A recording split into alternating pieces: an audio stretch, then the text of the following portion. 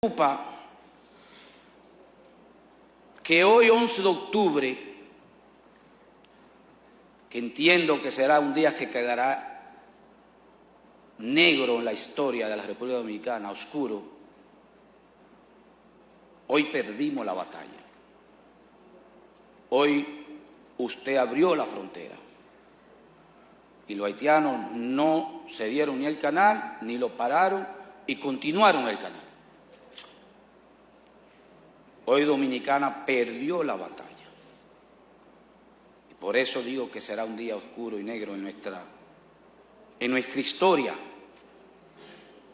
Y esta batalla le podían llamar, como las otras batallas tienen nombre allá, batalla de Beler, batalla Capotillo, le podían llamar la batalla del canal. Yo le llamaría la batalla de las mentiras. La batalla de las mentiras. ¿Por qué? ¿Por qué se originó esta batalla?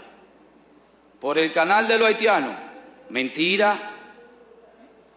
Lo dijo el canciller cuando estuvo aquí. Sabe que ese canal tenía más de 8 años. Eso fue un proyecto politiquero que comenzó Michel Martelly por allá hace unos años. ¿Cómo teníamos que darle pie a una mentira? El canal de la vigía, otra mentira. Eso no es posible, ya lo hemos explicado, bomba, lo que sea, eso no es otra mentira. La apertura hoy del comercio, la frontera, otra mentira. Y ahí sí es preocupante. ¿Por qué otra mentira?